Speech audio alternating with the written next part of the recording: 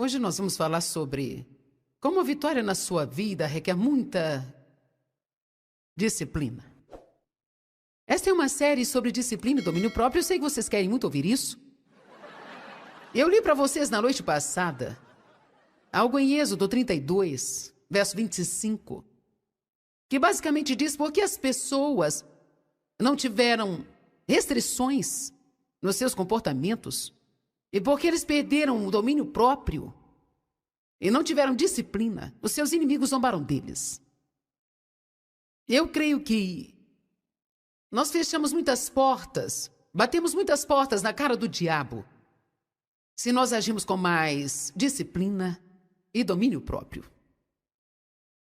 Em outras palavras, é bem provável que você ou eu estejamos abrindo portas para o inimigo entrar em nossas vidas e trazer tormentas apenas porque não estamos agindo com disciplina e domínio próprio. É claro que precisamos de domínio próprio porque ele é uma das coisas que Deus nos deu. Faz parte do fruto do Espírito. Amor, alegria, paz, paciência, etc, etc.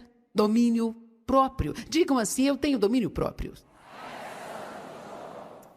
Hoje eu quero começar fazendo algumas perguntas sérias sobre a disciplina. A lista é um pouco longa, mas você terá noção do que eu quero dizer. Até que ponto sua boca é disciplinada? Você fala demais ou você fala pouco? Muita gente não fala o suficiente, outras são tão quietas que chega até a ser difícil porque nos deixam nervosos, fazem todos ficarem ativos. Você fala muito alto, fala muito rápido, você fala devagar, você fala embolado e faz todos perguntarem o quê?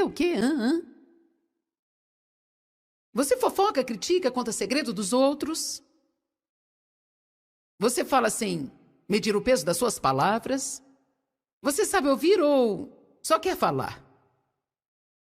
E quanto ao pensamento, você deixa o seu pensamento vagando? Ou você rejeita pensamentos errados e imaginações ruins?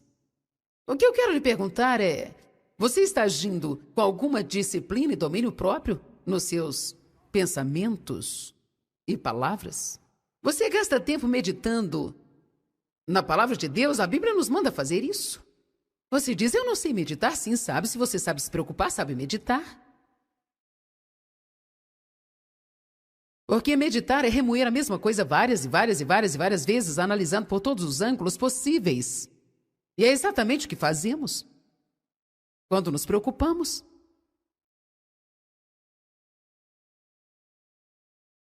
Como está a disciplina com seu apetite? Hoje no almoço foi interessante, eu estava falando sobre o que Deus me disse quanto a comer apenas o necessário e sabe, como Ele me tratou e me mostrou sobre a questão da gula, porque se nós nos esforçarmos, nós conseguiríamos controlar a nós mesmos sempre.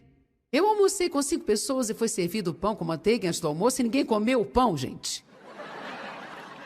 E foi muito engraçado. O pão estava lá e todo mundo só olhou para ele assim e finalmente alguém disse, alguém tem coragem de comer isso aí, gente?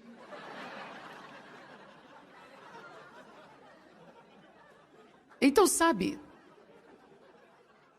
trocando em miúdos, você come muito ou pouco, toda hora, ou talvez você tenha longos intervalos sem comer e fica mal, ou come rápido, não mastiga a comida direito, não retém os nutrientes. Você se alimenta de comida saudável, você só come besteiras. Você bebe muita água ou só vive de refrigerante, café e chá? Você se exercita regularmente? Acho que eu não aguento mais fazer isso. Você se esforça para ter equilíbrio em sua vida? Você trabalha, descansa, brinca e adora? Você tem tempo para todas as coisas ou só vive do trabalho ou acha que a vida é uma festa e não há responsabilidade nenhuma para você? E se houver, isso é só para as outras pessoas?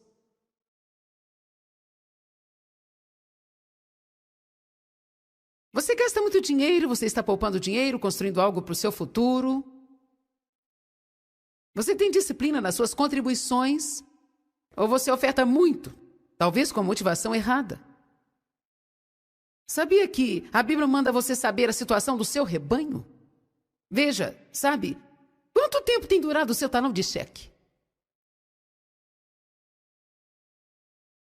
Você sabe bem sobre as contas que você vai ter no mês que vem? Você sabe quanto você deve? Ou está com medo de saber? Você é controlado financeiramente? Você está ciente das suas contas no futuro? Você também tem noção de que precisa ter uma certa quantia de dinheiro guardado para alguma emergência se porventura aparecer?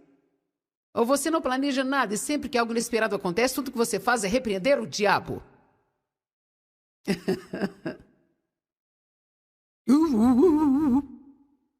Bem, tem uma revelação. Você já viveu bastante para saber que nem todos os dias vão ser da forma que você planejou que seria. Separe um tempinho para cuidar das coisas, um pequeno tempo. Estipule uma margem de gasto na sua vida. Olha o imprevisto. Você não espera consertar algo no seu apartamento, mas pode acontecer. Não espera um defeito no seu refrigerador, mas isso pode acontecer. Eu creio que uma pessoa sábia guarda um dinheiro para aquelas coisas que quer evitar, mas que podem acontecer. Vamos lá, você pode evitar muita pressão ao fazer isso. Você compra por esporte. Você compra por conforto. Quando briga com alguém, você dá um presente a si mesmo. Você disciplina a si mesmo, a ponto de 80% do seu tempo ser investido em umas 3 prioridades na sua vida. Ou você gasta 80% do seu tempo em coisas que não fazem nenhuma diferença e depois vira e mexe para conseguir tempo para as coisas realmente importantes. Você tem um tempo regular com Deus, você ora regularmente, você estuda regularmente, você vai à igreja regularmente. Você gasta tempo com sua família.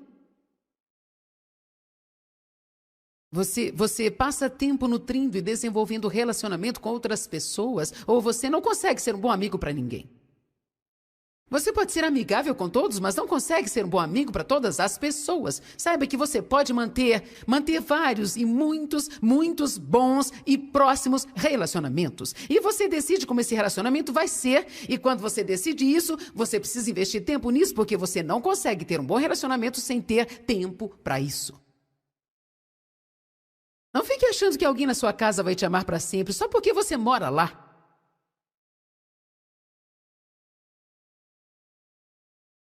Alô? Se você não gasta tempo com seus filhos agora, um dia você vai envelhecer e eles não virão te ver. E você vai ficar bravo com eles, sem se lembrar de que nunca gastou tempo com eles quando eles precisavam de você. Eles não querem saber se você trabalha o tempo todo, eles querem o seu tempo. Amém? Há muitas coisas em nossas vidas que se resolveriam facilmente se apenas tirássemos um dia e pegássemos uma agenda e perguntássemos a Deus: tudo parece tão complicado, Senhor, o que está errado? Eu garanto a você que antes do dia terminar, Deus vai te mostrar 4 ou 5 coisas que, se você realmente colocá-las em ordem na sua vida, se você fizer alguns ajustes e se livrar de algumas coisas que não produzem fruto nenhum e gastar o tempo que você dá a essas coisas nas coisas que realmente são importantes, não vai demorar muito tempo e as coisas vão começar a se resolver. Amém? Olha, quando eu comecei a ler esta lista, eu pensei, gente, esta lista é longa. As pessoas podem pensar, como você quer que eu faça tudo isso? Bem, na verdade, se você realmente quer vitória em sua vida, vai precisar de muito tempo de trabalho. Sem achar que a vida é feita de muita sombra e água fresca. Terá que ocupar a sua mente, não falar tudo o que der na telha. Terá que economizar, vigiar quanto à gula e tratar bem as pessoas ao seu redor. É claro que todo mundo falha nesses pontos, mas se você não fizer disso um estilo de vida, então não espere vitória. A maioria das vezes você vai ter que fechar a sua boca quando você adoraria continuar falando algo e vai ter que realmente controlar os seus pensamentos o dia todo. Terá que trabalhar quando adoraria tirar uma soneca e assim por diante. Disciplina, domínio próprio. Isso desenvolve caráter em nós e nós precisamos de caráter. Caráter é desenvolvido ao fazermos algo que deveríamos fazer quando não queremos fazer. Amém? O caráter de Deus é desenvolvido em você quando você faz algo que deveria fazer mesmo quando você não tem vontade de fazer isso. Se você sente vontade de fazer algo, isso não vai fazer tanta... Claro que isso é bom, mas não traz impacto quanto traria se você fizesse algo naquelas áreas da sua vida em que você não sente a menor vontade de mudar. Como eu disse, se você se aborrece com alguém, você não tem vontade de falar com ela, mas sabe que deveria... Então você vai lá e conversa com ela. Você cresce espiritualmente ao fazer isso. Você desenvolve o caráter de Deus quando faz isso. Quando alguém maltrata você e você trata bem tal pessoa, você está crescendo muito. Não quero dizer que é fácil crescer, Quantos de vocês conseguem se sentir crescendo? Quando você sente aquela dor, você precisa saber, eu estou crescendo. Toda disciplina no presente não traz alegria. Mas, todavia, no futuro, ela rende um fruto pacífico de justiça. Fazer o que é certo quando você não sente vontade não dá uma boa sensação inicialmente, mas no futuro, sim. Você tem disciplina para disciplinar os seus filhos?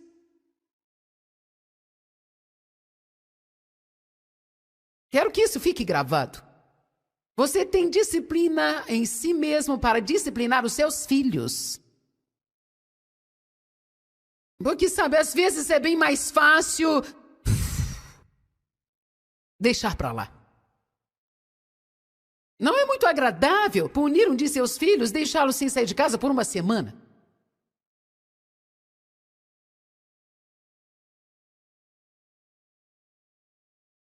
Você tem autodisciplina para disciplinar os seus filhos? Você tem autodisciplina para confrontar as coisas que você precisa confrontar? Ou você é um daqueles tipos de pessoas que deixam tudo como está porque você pensa bem, eu amo a paz, eu não quero ser chato?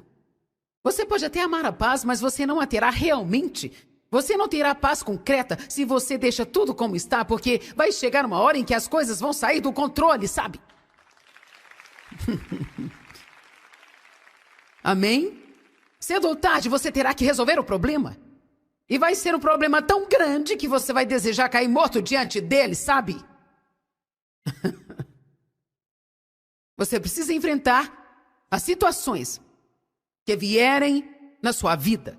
De todas as coisas que eu enfrentei no meu ministério, estou falando sério.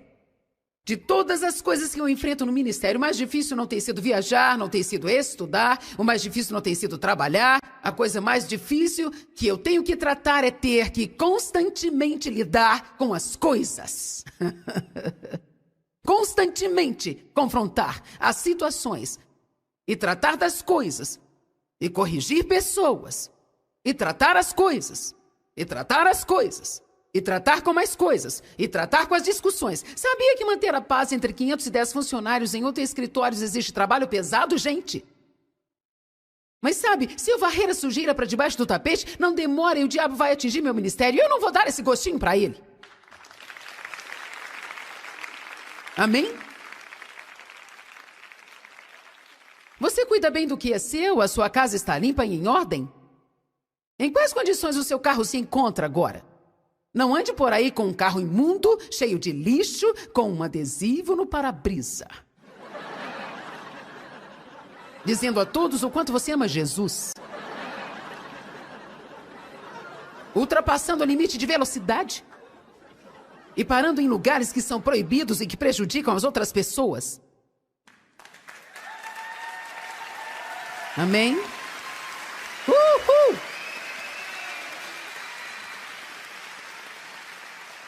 Como você cuida do seu carro? Você troca o óleo e faz alinhamento ou você espera até que caia aos pedaços para depois pedir a Deus um carro novo? Você presta atenção aos seus adornos pessoais? Você pelo menos se olha no espelho antes de sair de casa? Às vezes vejo alguém assim e eu penso...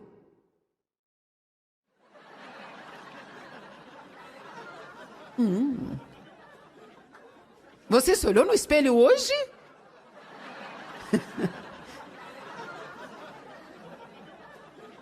Isso não acontece muito hoje porque o pessoal sabe como eu sou, mas no início, algumas pessoas vinham trabalhar e Você podia ver que elas colocaram a roupa no varal, deixaram lá a noite toda e ficava amarrotada com a dobra do varal, e elas tinham a coragem de usar essa roupa no trabalho. Então eu tinha que ir, e como a presidente do Ministério Joyce Meyer, o Ministério Mundial, eu tinha que dizer a tal pessoa para voltar em casa e passar a roupa. E eu falava, não me leve a fazer isso para você. Eu não percebi que estava amarrotada.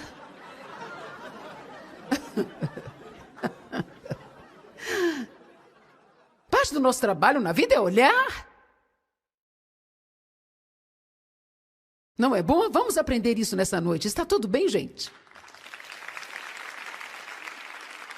Deixe-me dizer, eu acho que Jesus pregaria desta forma.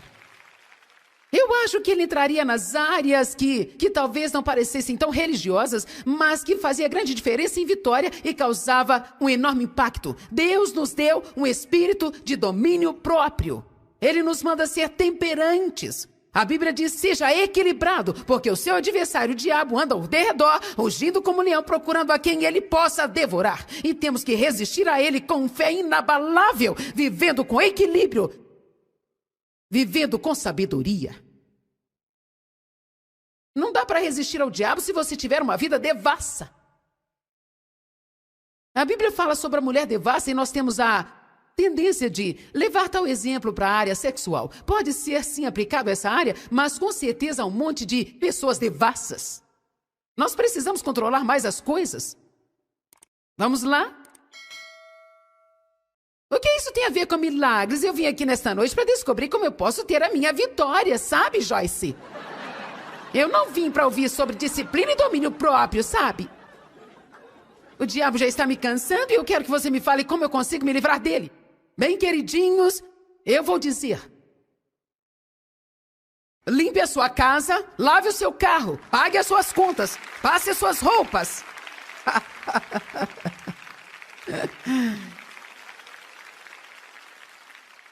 Se você não dá conta de si mesmo, como é que Deus vai te colocar como líder sobre o outro? Seja exemplo em tudo, não fique apenas dando lição de moral enquanto você não vive o que você fala. Mostre as suas obras. E sobre a integridade, você cumpre com seus compromissos? Você faz aquilo que promete às pessoas, respeita o limite de velocidade? Você estaciona seu carro atrapalhando os outros, embora tenha uma vaga para você? Você coloca o seu carrinho de compras onde não pode nem se chegar perto? Ou deixa no meio do estacionamento para as outras pessoas tirarem de lá? Você cumpre seus deveres no trabalho, em casa, ou deixa as coisas para os outros resolverem? Você pega o carrinho no mercado e coloca 1 ou 2 ou 3 ou 4 produtos e quando está enchendo o carrinho percebe que não tem dinheiro para pagar tudo aquilo, você começa a tirar tudo e colocar na prateleira de novo, colocando tudo no lugar, ou você deixa a verdura na seção de roupas?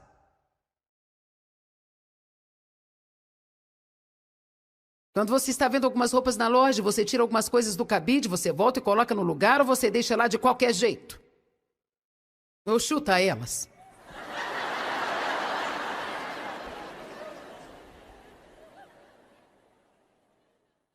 Se você sente que é uma pessoa indisciplinada, vou dizer o que você precisa fazer.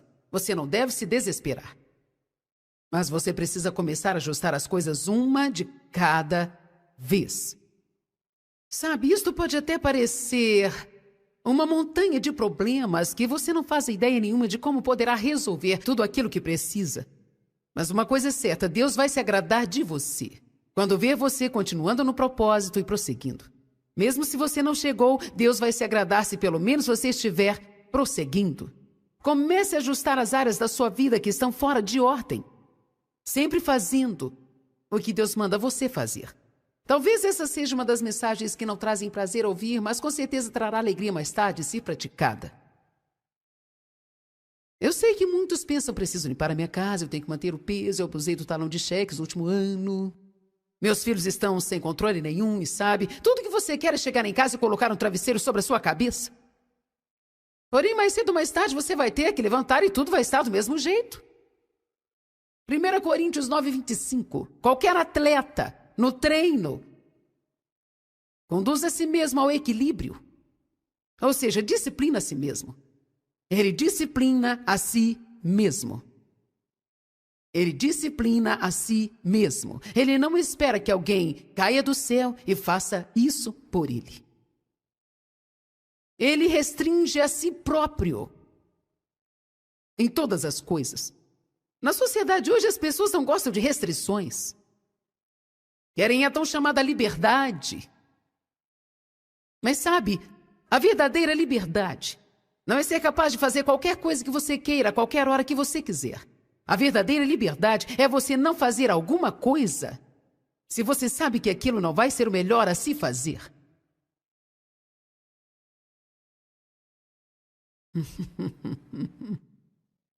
A verdadeira liberdade é não ser capaz de fazer tudo que você quiser a qualquer hora que quiser. A verdadeira liberdade é ter o direito de dizer não a alguma coisa se você sabe que não vai ser o melhor para você. A verdadeira liberdade é ser capaz de dizer não a algo mesmo sabendo que isso poderá ferir as pessoas. É por isso que Paulo diz em Romanos 14, quando ele discutia uma coisa muito importante, naqueles dias, se deveria ou não comer a carne oferecida a ídolos. Era algo importante para ele, sabe? Paulo aparece e tem uma revelação e diz: os ídolos não passam de estátuas de pedra, a carne não vai ser contaminada porque eles nada são. Todavia, aquilo continuava incomodando porque alguns deles tinham a consciência mais fraca. Bem, alguns crentes diziam: bem, glória a Deus, somos livres, podemos comer carne. Ele disse: sim, vocês são livres, mas são livres de verdade e andarão em amor se forem livres para dizer não a si mesmos, porque sabem que se exercitarem a sua liberdade, vocês vão estar ferindo a consciência dos outros e estarão fazendo o que para eles é um pecado. Veja, se somos realmente livres, nós podemos dizer não a nós mesmos, assim como nós podemos dizer sim a nós mesmos.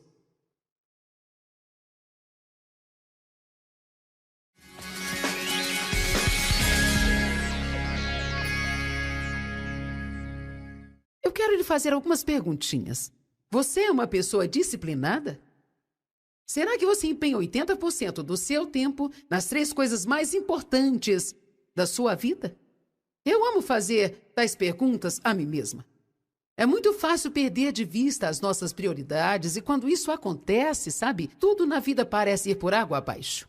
Deus nos deu o fruto do Espírito, do domínio próprio.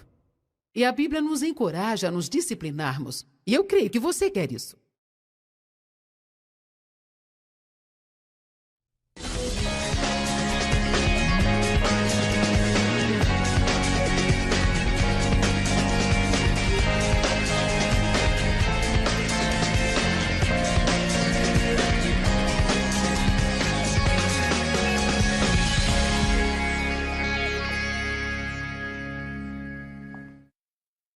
Bem-vindo desfrutando a vida diária.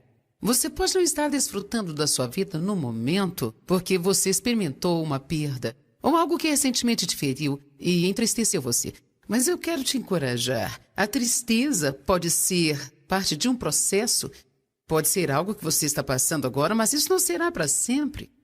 Talvez a sua perda seja recente, você precise de um pouco de tempo, mas talvez você esteja se entristecendo por uma perda há muito, muito tempo. E este deve ser o dia de você decidir, sabe de uma coisa? Isso não vai derrotar-me. Eu vou superar, eu vou continuar caminhando pelo resto da minha vida. Eu quero que você seja realmente encorajado com essa palavra de hoje. Eu acho que todos nós passamos por momentos em nossas vidas que sentimos que nós estamos em crise.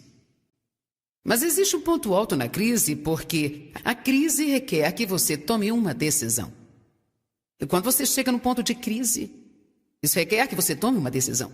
Se você estará por cima ou por baixo, se você prosseguirá ou voltará atrás, ou se sairá melhor ou mais amargurado ainda. Eu acho que mesmo que seja algo simples, como quando você sobe numa balança e descobre que está pesando mais do que já pesou na sua vida inteira, pode ser um ponto de crise para algumas pessoas, onde elas precisarão tomar uma decisão. Chega, eu vou fazer algo quanto a isso. Eu quero falar com você hoje sobre mentalidade, porque eu quero falar uma coisa: quando você tem a mentalidade correta, você pode fazer qualquer coisa que precisar fazer. Mesmo quando você teve uma perda na vida, existe um processo de tristeza que você precisa passar, e não será saudável para você se não passar por isso, mas se deixar o espírito de tristeza tomar conta da sua vida, isso se tornará uma coisa demoníaca. Então, mesmo se você teve uma perda, você precisa tomar uma decisão. Precisa ter uma mentalidade de que eu não vou deixar isso me derrotar, eu não vou deixar isso tomar conta de mim. Eu vou continuar prosseguindo, mesmo se tudo tiver sido destruído, como para algumas pessoas nos furacões em Louisiana, ou aquelas pessoas lá no tsunami. Eu quero dizer, nós estivemos lá, nós ficamos no meio do desastre e daquela confusão. E nós olhamos para as pessoas que naquela situação estavam completamente... Tudo foi consumido tão de repente. Então, você tem que dizer, mesmo que eu precise recomeçar tudo de novo, com Deus, todas as coisas são possíveis. Não deixe os seus problemas te derrotarem. Você tem que derrotá-los. Talvez você teve uma crise financeira ou continua recebendo ligações de credores e continua bagunçando sua vida bancária, está debaixo de pressão o tempo inteiro. Não deixe que esse ponto da crise seja algo para enterrar você numa depressão e no desencorajamento. Não vai adiantar nada para você se esconder ou assistir muita TV para não precisar pensar no assunto, ou dormir excessivamente para não ter que pensar nisso. Mesmo os discípulos em Lucas 22 diz que Jesus, quando queria que eles orassem com ele, os encontrou dormindo por causa da tristeza, sabe? Em outras palavras, eles não gostaram da situação. A situação era dolorosa para eles e ao invés de lidarem com aquilo, simplesmente eles foram dormir. Existem muitas maneiras de nos escondermos dos nossos problemas e não ter que lidar com eles. Mas eu posso te dizer algo, se você não lidar com o seu problema, ele lidará com você. Amém? Eu vou falar para esse lado aqui. Se você não lidar com o seu problema, ele lidará com você. Certo? Amém? E quanto a esse lado aqui agora? Se você não lidar com seus problemas, eles lidarão com você. Essa é a absoluta verdade.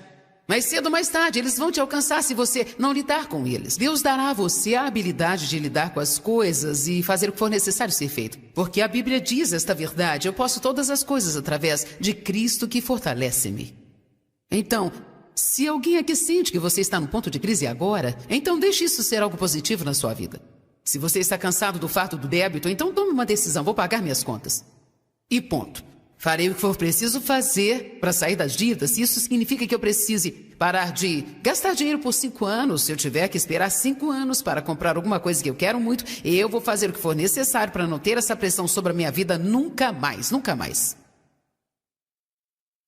Vamos, você tem o que precisa. Você consegue, você tem o que é preciso. Então, existe uma diferença entre entristecer e ter um espírito de tristeza. A perda pode ser um lugar para você começar de novo. Não precisa ser um ponto em que a sua vida esteja acabada, pode ser um lugar para começar de novo. A tristeza é definida como uma angústia mental ou perda, ou sofrimento profundo. Significa estar sofrendo, prantear ou estar muito triste. O processo de tristeza é necessário. É saudável mentalmente, espiritualmente e até mesmo fisicamente. Deus te deu lágrimas por algum motivo. Às vezes você só precisa chorar e precisa simplesmente chorar, e isso não é sinal de fraqueza. É parte de superar algumas das coisas que nos ferem na vida.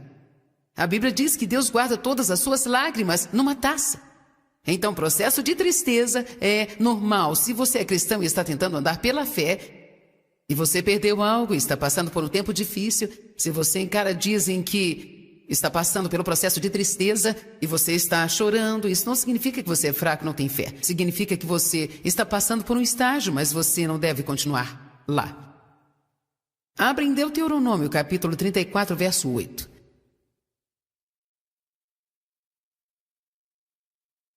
O processo de tristeza é algo que pode ser saudável, mas ele tem um final. O problema é quando não chega no final.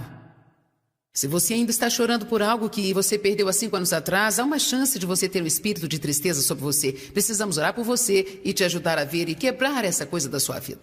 Você está me ouvindo? Se você teve um casamento que se desfez há 10 anos e ainda está deprimido e entristecido e ainda está se sentindo mal e questionando por que Deus, por quê, então existe uma chance de que o diabo tenha tirado vantagem de você e você precisa tomar a decisão de deixar isso para trás e prosseguir. Não desperdice a sua vida tentando fazer algo por alguma coisa que você não pode fazer nada. Você me ouviu? Não desperdice a sua vida tentando fazer alguma coisa sobre algo que você não pode fazer nada. Às vezes, nós choramos até por causa de entes queridos que estejam tomando decisões erradas. E sabe, você não pode tomar as decisões no lugar da outra pessoa. Você pode orar por eles, pode tentar conversar quando houver uma porta aberta, mas a questão é que cada pessoa neste mundo tem o direito dado por Deus de tomar as suas próprias decisões. E se alguém quer arruinar a sua própria vida, acredite ou não, Deus respeitará a decisão de fazê-lo, porque eles receberam uma escolha própria. Não existe um motivo para você arruinar a sua vida porque uma outra pessoa que você ama quer arruinar a vida dela. Amém? Eu sinto que tem algumas pessoas aqui hoje que realmente precisam ouvir isso. Você precisa tomar a decisão de entregá-los a Deus. Acredite, Deus pode fazer muito mais com eles do que você. Você não precisa desperdiçar a sua vida chorando com alguma coisa que você não pode fazer nada a respeito. Jesus, ele comprou o seu direito de desfrutar da sua vida. Você me ouviu? Com o seu sangue, ele comprou o seu direito de ter e desfrutar da vida. João 10:10 diz assim. Eu acho que algumas vezes, quando alguém que amamos tem problemas, nós automaticamente pensamos, bem, não podemos desfrutar da nossa vida, eles estão com problemas.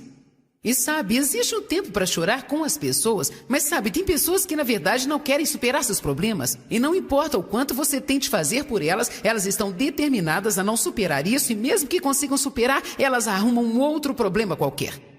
Porque isso se tornou uma doença para elas e então você precisa estar ciente de que não poderá tomar decisões por estas pessoas. Falando sobre essa coisa de tristeza, muitas vezes quando nós passamos por esse processo de formas diferentes, uma delas é quando um ente querido nosso morre, ou quando o marido abandona a mulher com quem está casado por muito tempo, por causa de outra. Eu conheço uma mulher que ficou casada por 39 anos. Um dia ela chegou do trabalho e lhe havia deixado um bilhete. Depois de 39 anos, ele foi embora. Eu acho que até a forma que ele fez isso foi arrasadora para ela. Mas ela não podia fazer nada a respeito. E se a casa de alguém se queimar, ou as pessoas forem vítimas de um furacão, ou perderem tudo, ou vítimas de uma enchente, ou de um tsunami, você vai ao médico, acha que está tudo bem, pega os exames e descobre que está no 4º estágio de câncer. Deixa eu te falar, essas coisas estão acontecendo com as pessoas. E só porque somos pessoas de fé não significa que nós podemos negar a realidade. Tem coisas que acontecem e as pessoas precisam lidar com essas coisas que acontecem. Mas a boa notícia é que não precisamos ficar parados nestas coisas. Podemos passar pelas coisas e podemos sair do outro lado como vitoriosos. Eu sempre gosto de pensar em Sadraque, Mesaque e Abednego. Gente, podemos aprender tanto com eles. Talvez você não conheça a história, então vou falar um pouquinho para que você possa entender. Eles foram 3 homens que o livro de Daniel relata. Uma ordem havia sido decretada para que todos se prostrassem perante o rei. Eles não poderiam se prostrar diante de mais nada, somente adorar o rei. Eles disseram, nós não vamos fazer isso? Ele disse, ou vocês se prostram ou serão lançados na fornalha ardente e serão queimados vivos. Eles disseram, faça o que bem lhe aprouver. Nós não nos prostraremos a você. Sabemos que se o nosso Deus quiser nos livrar, ele o fará. Eles não estavam dizendo se Deus era capaz ou se não era, mas que se essa fosse a melhor coisa a ser feita, ele os livraria, mas se não, nós não nos prostraremos a você. Para ser honesta, se você vai lidar com o diabo e quer ter o mesmo tipo de vantagem, tem que ser radical na decisão. Faço o que melhor aprover a você, mas eu estou servindo a Deus. E você não vai me vencer. Você pode vir contra mim por um caminho, mas você fugirá de mim por 7 caminhos, porque aquele que é maior vive em mim. Não deixe o diabo te ameaçar. A Bíblia diz que nós não podemos ficar intimidados pelo inimigo e não podemos em nenhum momento deixá-lo nos paralisar. Eu gosto da atitude desses homens, Sadraque, Mesaque e Abednego. Eles disseram, faça o que melhor lhe aprouver. Se Deus não quiser que nós passemos pela fornalha, ele cuidará disso, mas de qualquer forma, entrando ou não, nós não nos prostraremos a você. Então certamente eles foram jogados na fornalha ardente. Uma coisa interessante para mim é que a Bíblia diz que quando foram colocados lá, eles estavam amarrados, eles estavam com as mãos amarradas. Isto representa um tipo de prisão. E eles entraram lá e a Bíblia diz que o rei esquentou aquela fornalha 7 vezes mais ainda. Sabe, é tão frustrante quando você sente que tomou a decisão heróica e o problema se agrava. É frustrante quando você sente que fez a coisa certa, tomou a decisão certa e agora o seu problema está pior do que estava antes. Mas sabe, às vezes você só precisa se calar. Deixar as coisas tomar o curso natural delas e você ser levado por isso e no final tudo correrá bem. Então, De repente o rei olha para a fornalha ardente. Ele não vê 3 homens, ele vê um 4º homem lá. Ele colocou 3 homens e agora tem 4. Quando ele colocou esses 3 homens, eles estavam com as mãos amarradas. Agora, alguma coisa aconteceu e esse 4º homem aparece e eles estão soltos. Eu amo isso. Posso lhe dizer algo? Alguns problemas que você tem são mais valiosos do que você imagina. Com certeza são. Porque Deus não vem e nos livra das coisas rapidamente, como nós queremos que Ele nos livre. Porque Deus não traz nosso problema, mas às vezes Ele usa isso para o nosso bem. Então esses homens entraram na fornalha amarrados, mas veja bem, lá dentro da fornalha ardente, apareceu um 4º homem que sabemos que é Jesus, e agora eles estão soltos. E então a Bíblia diz que quando a fornalha foi aberta, eles saíram intactos. Vamos, entenda a mensagem. Eles saíram intactos. Eles saíram intactos.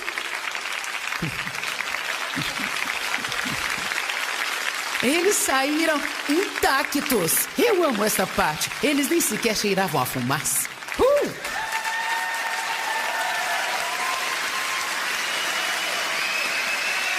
Isso significa, me escutem, isso significa que qualquer que tenha sido sua perda, e não importa o quanto tenha sido trágica, você não precisa carregar os efeitos disso pelo resto da sua vida. Você me ouviu? Você não precisa carregar os efeitos devastadores disso pelo resto da sua vida. Você pode entrar na fornalha, isto fará uma obra em você e poderá sair sem sequer estar cheirando a fumaça. Eu não acho que eu pareça uma pessoa que foi sexualmente abusada durante 15 anos. Entenda-me. Eu não estou falando sobre um exemplo aqui e ali. Eu estou falando de semana após semana durante 15 anos. Eu provavelmente não pareço uma pessoa que, no primeiro casamento, há muitos anos atrás, se casou com o primeiro cara que apareceu, porque eu pensava que ninguém mais ia me querer. E eu provavelmente não pareço uma pessoa que foi abandonada 2 vezes, uma vez no México e outra na Califórnia. Eu provavelmente não pareço uma pessoa que, quando eu saí do hospital com o meu primeiro filho, eu não tinha para onde ir, eu não tinha uma casa, eu não tinha lugar para morar. Eu pareço uma desabrigada para você? Para você eu pareço uma pessoa que foi abusada por todos esses anos? Sabe de uma coisa? Minha infância foi roubada de mim. E por muitos anos isso me deixava com raiva porque eu nunca tive a oportunidade de ser criança. Você passa por um tempo difícil sendo adulto quando nunca pôde ser uma criança. Porque todo adulto saudável precisa ter uma criança saudável dentro dele. Então eu me tornei viciada em trabalho, eu não sabia como me divertir, eu não sabia como desfrutar da vida, porque tudo que eu tive foi problemas, problemas e mais problemas. Mas quer saber? Eu não pareço mais esse tipo de pessoa agora. Eu estou desfrutando da minha vida agora. Eu tenho alegria agora.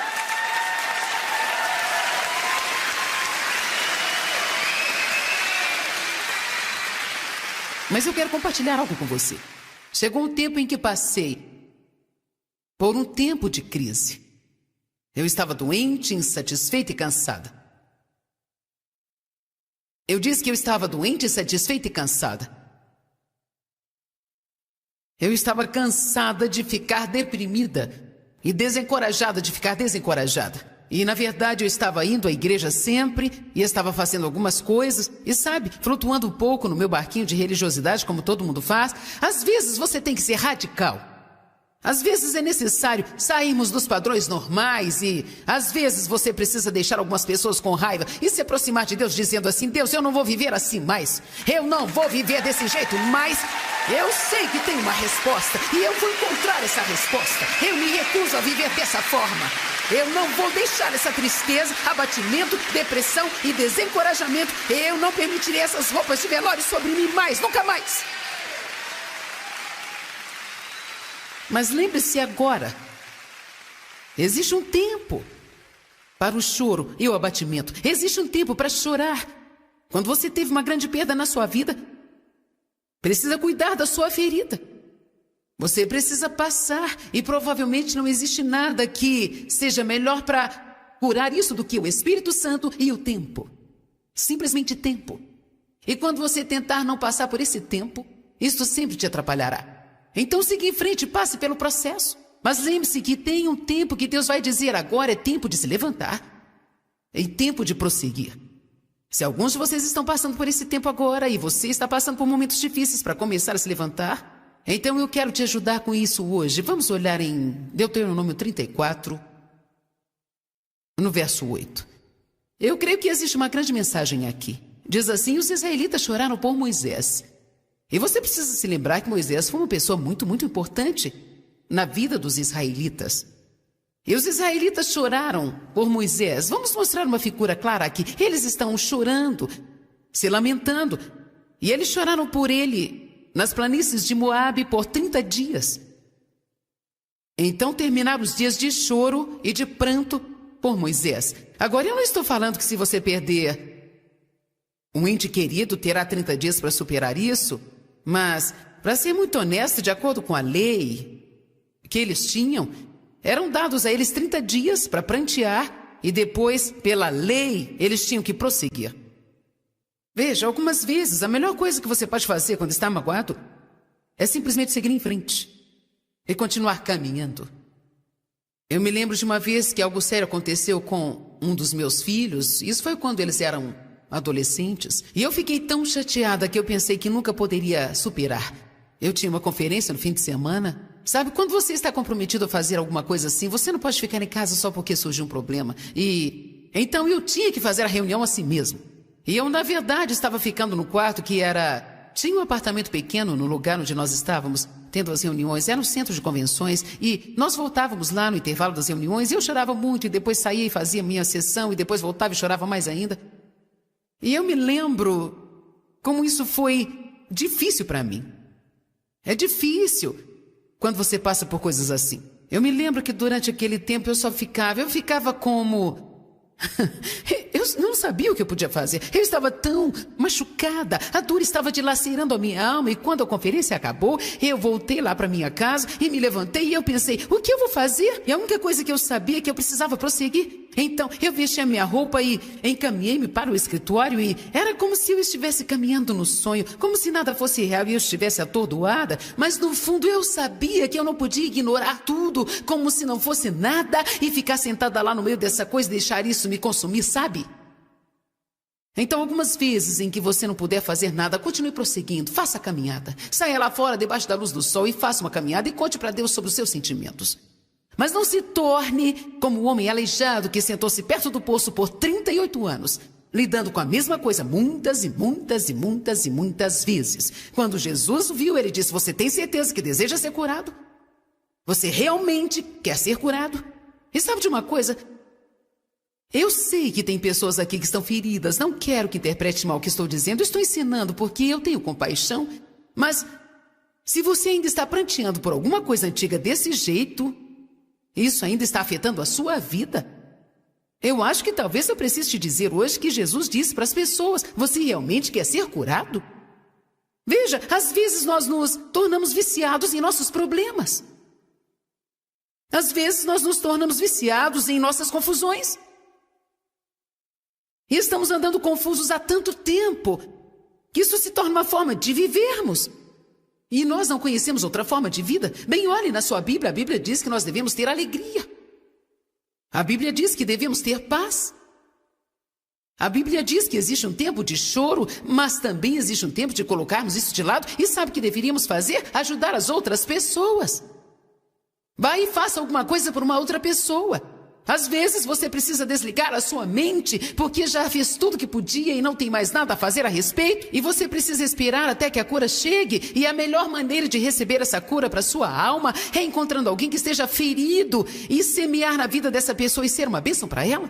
Faça alguma coisa, não fique aí sentado e sentado e sentado e sentado e dando voltas ao redor da mesma montanha estúpida muitas e muitas e muitas e muitas vezes. Jesus falou para o homem, você deseja realmente ser curado? O homem começou a dar algumas desculpas para Jesus, como nós fazemos de vez em quando. Bem sabe, quando eu tentei entrar no poço, ele estava deitado perto do poço e acontecia que todo ano um anjo vinha e mexia as águas e qualquer um que entrasse na água primeiro era curado. Por isso todos os doentes estavam em volta do poço e esse homem estava lá há 38 anos. Eu penso que se eu tivesse qualquer movimento sequer em 38 anos, eu estaria na beira do poço esperando, sabe?